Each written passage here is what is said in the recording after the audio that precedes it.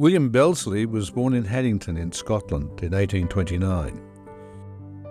His childhood was spent in Haddington and in North Shields in England. North Shields was a busy seaport, and this led him to pursue a maritime career, a path two of his younger brothers were also to follow.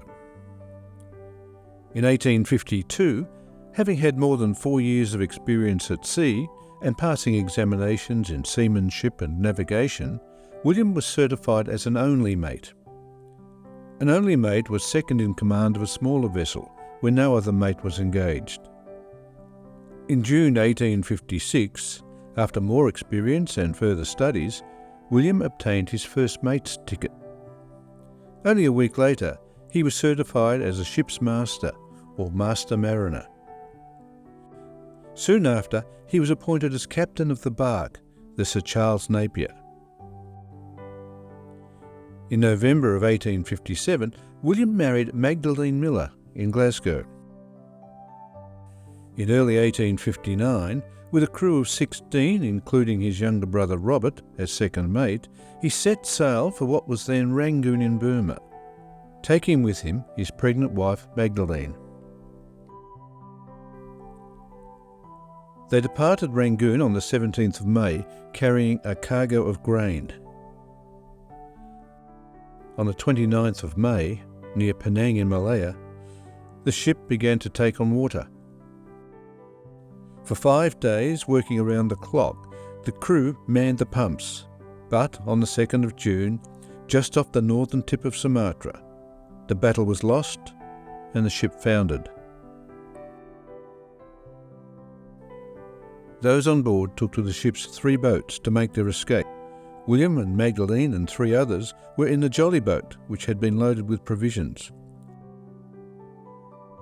The remainder of the crew were in the other boats, which were without food or water. They now had to be very alert. They were close to the Malacca Strait, where piracy was rampant. Despite all efforts to remain in contact, the jolly boat became separated. As the other 2 boats approached an island settlement, the hostile gestures caused them to turn and to row away.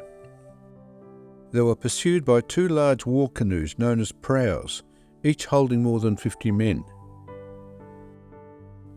Fortunately, darkness fell, and they were able to evade their pursuers. However, in the darkness, the 2 boats drifted apart. The following morning, those in the boat commanded by Robert found the pirates bearing down on them.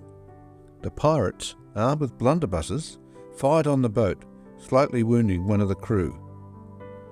They had no choice but to surrender. The pirates then stole almost everything on the boat.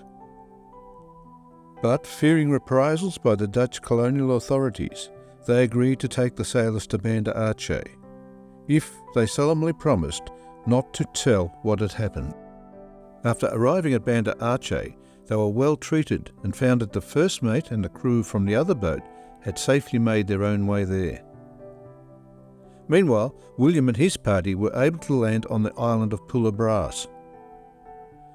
However, the natives there demanded payment before they would help them. This was made initially in the form of items of the sailors' clothing. Before long, though, the natives became more aggressive, threatening to cut off Magdalene's fingers if she did not hand over her rings. After pleading, she was permitted to keep her wedding ring. The natives, however, went on to steal everything in the jolly boat, including William's chronometer. As days turned to weeks, the mistreatment increased and was having a deep effect on their health. In Banda Aceh, word of the sinking had reached Captain William Barton of the Melanie, a ship similar to this. He and his crew put to sea in search of the missing jolly boat and its occupants. They discovered the boat being manned by 2 natives. On questioning, they revealed that the group was being held captive on Pulla Bras. Landing on the island, Barton and his mate Mr. Thompson, armed with swords, travelled overland to the natives' village. Despite being greatly outnumbered, Barton managed to persuade the natives to release their captives, and to return the stolen items. No doubt the threat of reprisals was a consideration. Badly weakened, William and his party were then taken aboard the Melanie. Shortly after, at Banda Aceh, they were joined by the first mate and Robert, and the Melanie set sail for Madras in India. On the 22nd of June, Magdalene, now very debilitated, gave birth to a baby girl. The child survived for only a few hours. 3 days later, William succumbed to his own sufferings.